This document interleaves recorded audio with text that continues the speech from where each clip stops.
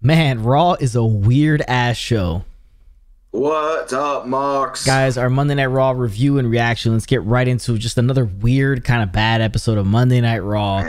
I have no idea what they're doing when it comes to storyline purposes, but let's get right into it. The opening segment was Bobby Lashley out there, obviously touting his win against Drew McIntyre Hell in a Cell the night prior. Obviously, he cheated to win, pulled the tights. MVP got involved. He's out there with the same women he's always been with, stuff like that. He get interrupted by the New Day, and the trash talk begins between the New Day. Start throwing toast at them, and you know, obviously, Kofi Kingston talking about the fact that he deserves a shot at the title because he beat Bobby Lashley a few weeks back.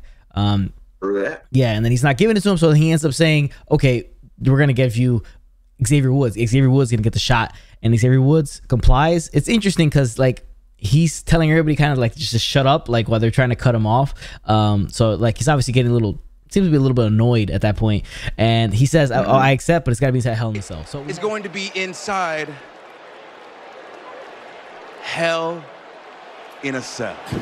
What? No way. It's got to be inside Hell in a Cell. So we have, I mean, dude, I mean, like how many? This is a record. You have how many days? 4 days with 4 Hell in a Cell matches. I mean, like imagine that. Like whoever thought that was gonna happen, but we got another Hell in a Cell. It's gonna be the main event.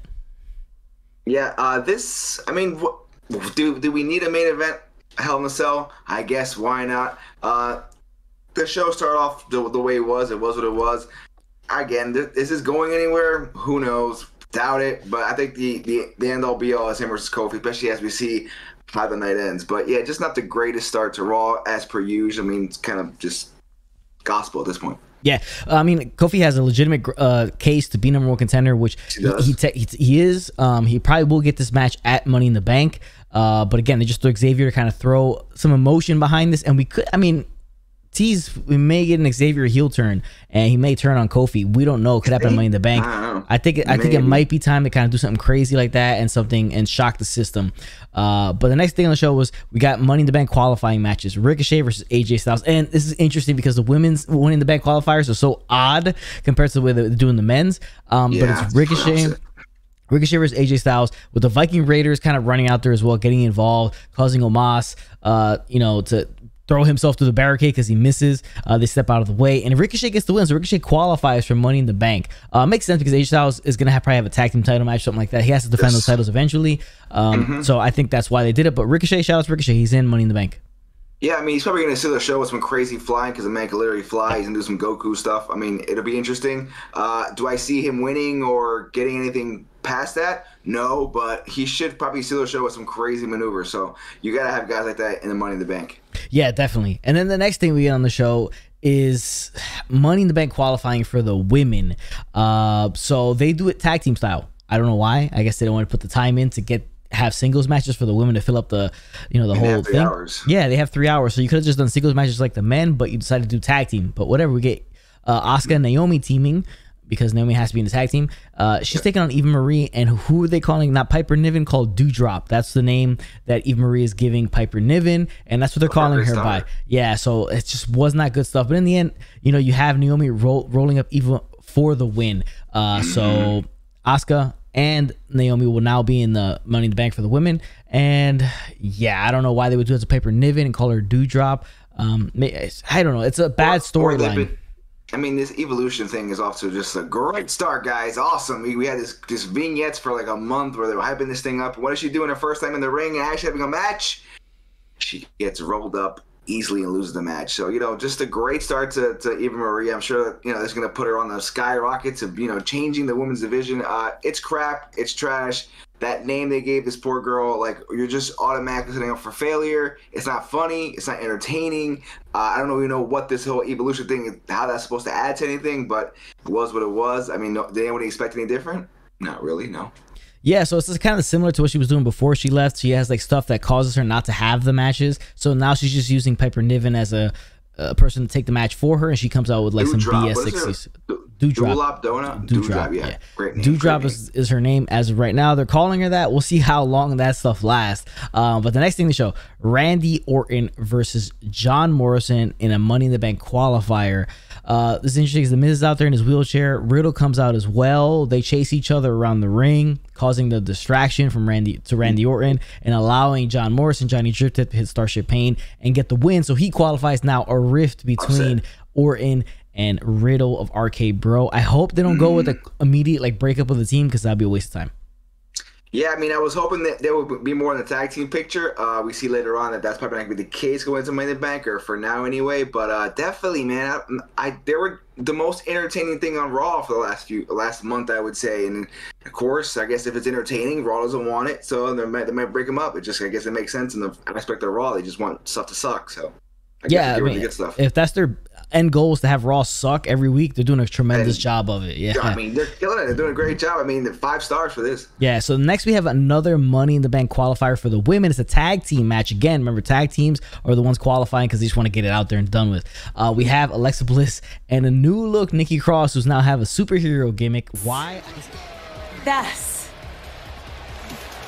embodies everything that we all have inside of. Why? I don't understand. I don't know. It doesn't make any sense, but that's what we cringe, got. Man. You can see her whole little promo was cringe. Yeah, man. That thing was cringe. It's embarrassing. It's bad stuff. I mean, she's a superhero. I don't know, but she comes out. They're taking on Shayna Baszler and Nia Jax, and they're sowing the seeds a little bit of Nia Jax maybe breaking up with Shayna Baszler, not being a tag team anymore. You have another possession. So she's Alexa Bliss will possess Reginald and almost slap Nia Jax. Now, I was interested to see if they were actually going to go through with the slap, but they obviously didn't. He stopped. He broke the spell. But in the end, Nikki Cross gets the win for her team, and Alexa Bliss and Nikki Cross are in Money in the Bank. Now, Money in the Bank is going to be kind of interesting with Alexa Bliss in there because we get some supernatural elements probably, but Nikki Cross is a superhero. Does that last all the way to Money in the Bank? That'd be interesting. Yeah, it'd be interesting to see. I mean, I don't know, I don't want to kill it yet, but it was not a great start to it. I mean, it just feels so random and dumb, and I know they're trying to book it like that. She felt some sort of way in her heart, and she wanted to show it, and this is how she shows it. I don't know. I mean, if it had vibes of like Super Molly Holly or the Hurricane, but like those were like naturally came together, and they were fun, and they just kind of worked. I mean, maybe they'll hit that lightning in a bottle, but I don't know. It was kind of weird. And then have her match up with Alexa. It's just what? Like I know they have a history together, but like the superhero and the supernatural. I mean, okay, I guess. I mean, maybe it'll be a tag team to begin in the future. It might be kind of interesting. It's just so random. Yeah. It's just so random that it might work because it's just so out of left field. They're just like, all right. I mean, it's either this, Nikki, or we're gonna release you. So wear this suit. Kind of what that felt like. So yeah, I don't know. I mean, that it was weird, but who knows? This might be the hottest thing in wrestling in 2 weeks. They might have gave her that ultimatum, was like, you wear this or you're fired. So we got nothing else for you. So that's what we're gonna get. Maybe they become a tag team. We get something out of it. Who knows? Yeah, I could definitely see this either working really well, or they completely drop the whole superhero thing and forget it ever happened by next week. I'm kind of gonna go with that part. They'll probably just drop it and forget about it, but we'll see what happens. But next thing we get, for some reason, okay, so the disqualification between Rhea Ripley and Charlotte Flair from last night's Hell in a Cell was a stupid disqualification, like hitting her on the table, and then that was disqualification, whatever. So they're lambasting her for some reason in the ring, Sonya Deville and Adam Pearce, about like, oh, you're a champion, you did it on purpose. I don't know, whatever. Then she says, okay, you know, whatever. Then, you know, Charlotte Flair's gonna get another match a shot at her again at Money in the Bank. So we have that rematch again. We're gonna see it again. There's not much else going on in the women's division, so this is what we're gonna continue to get over and over and over again. So we got that going forward. Next thing in the show, Riddle versus Drew McIntyre, who lost last night at Hell in a Cell in the championship match. He's taking on Riddle for the Money in the Bank qualifier. Now, before this, you would have a bunch of superstars being super upset. Jeff Hardy, Sheamus, you know, you had Cedric Alexander, you had Jinder Mahal, all upset that they weren't included in kind of the qualifiers. It's gonna be even funnier because after this match, you're gonna see all the guys that lost get a last chance triple threat next week for that. So, you know, screw those guys, I guess, right? So we have Riddle, Drew McIntyre. It's a really good match. In the end, you have Randy Orton standing at the top of the aisle, looking down at Riddle as he finishes this match. Riddle sneaks in with a victory roll, gets the win, and he qualifies. Now, next week it will be Randy, AJ, and Drew McIntyre in a last chance triple threat. So he gets that, a spot in Money in the Bank. But at the end of this match, you would have Riddle kind of looking at Randy at the top of the aisle. Obviously, he's upset with Riddle for what happened in his match against John Morrison. And it's kind of just a bit of a stare down, and we don't know. Maybe they're setting the seeds for a breakup. I don't know. Yeah, I mean, this is what it's heading to. I don't know, unless next week Riddle somehow helps, Randy get in there and then kind of, oh, hey, but we're back together, back to being friends. But, it's definitely something interesting to see for next week. But, yeah, I mean, I can't. AJ's out. Right now, it's either Drew or Randy. It's one of the two. I think Drew, they're going to push away from Drew from being in there. I think they're going to throw Randy in there. That's my guess. But we'll see. It's actually pretty intriguing, I mean, to see who matches up in this entire Money in the Bank match. But, yeah, it's either Drew or Randy. There's no way AJ gets in there. And I think AJ's going to pull it out because RKBro is going to come back together and somehow find a way that Raw's not going to kill them. Hopefully not. Yeah. So then we had later on, we also had Mansoor talking to Jackson Riker backstage, who's like whipping himself with a leather strap. And he's going to have a strap match for Jackson Riker against Elias next week because that needs to happen. I don't know why, but we're going to get it. But whatever. It's a wasted segment there, whatever. That should have been Hell in a Cell. That should have been a Hell in a Cell, yeah. So the next thing on the show is Xavier Woods versus Bobby Lashley inside Hell in a Cell. Not something you thought you would see on tonight's Monday Night Raw or the way the show would end, but it was a really, really good match. This one was pay-per-view level quality Hell in a Cell. It was really good, and it was good to see Xavier out there getting that shot so you could see how he could perform in that spot in a main event against the champion in a main event match, gimmick as well as the Hell in a Cell. Really, really good stuff. At some points, it seemed like they got you invested in Xavier Woods actually winning the match. When he put Lashley to the table, I thought it was kind of over at that point, maybe like a little shred of doubt that he was going to win there, but it didn't happen. In the end, he ends up winning. Now I was thinking they were going to go with a Xavier Woods heel turn here or a Kofi heel turn, one of the two in this matchup. That's why he set it up this way, but it was not meant to be. The Almighty wins, and then he would, put the hurt lock on Xavier Woods with the cell locked as MVP would get in, lock the cell. So, you have the big emotional moment, the personal, the personal beef that grows between even more because he's destroying your friend inside the cell and you can't do anything about it. You're just there to watch, and ask them, plead them to stop. So it's a good story. It really is.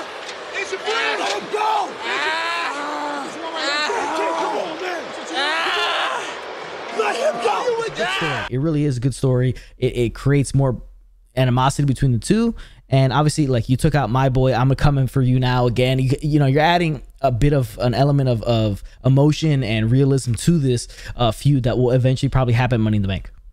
Yeah, I thought this was a great way to end the Raw. I mean, and especially it got me a little excited for this match just because it's like it's my friend who's squishing his face in there. It was like the whole Rocky Apollo looking at Drago kind of thing. It had that vibe. I mean, not as dramatic, obviously, but yeah, it was like definitely like had those vibes.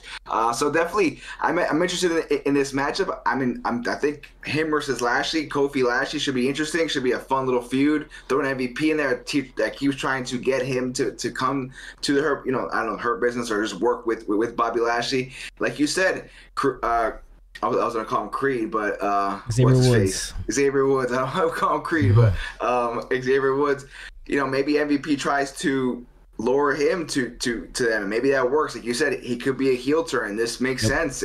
Work against Kofi. Kofi's working from really underneath. That'd be a great way. And no offense to the New Day, but it hasn't felt like the New Day. They come out with the Mortal Kombat look and the Power Ranger look. It looks great, but maybe something interesting like that, a breakup right now would be good, and maybe in a couple years we have all three come together and it'd be something beautiful. So let's just there's a chance we could see something really exciting. We didn't see Brock last night. Maybe we see something like that pushing forward to get you excited for SummerSlam. But Kofi, Bobby Lashley, looking right now, pretty interesting. It is for Money in the Bank. I don't think they'll go with that for SummerSlam. I think they're going to have to bring somebody big, name value. I'm not saying Kofi isn't that, like, he's not that mainstream level name that Brock Lesnar obviously is, and that's the matchup they probably want to go with eventually at SummerSlam, but he may get that Money in the Bank shot. So we'll see how that thing turns out. But that's a Raw review and reaction for another bad episode of Monday Night Raw, minus the last match on the show. That whole story. The last two matches. Riddle McIntyre was good. Yeah, the stories are pretty solid there going into that. So we'll see how everything progresses going forward to next Monday Night's Raw and the weeks leading up to Money in the Bank. But appreciate you guys for tuning in. Make sure you drop a like on this video, hit that chair in the corner before it hits you first. Sub to the channel. Appreciate you guys for tuning in. We'll catch you guys on the next one. Later, Marks.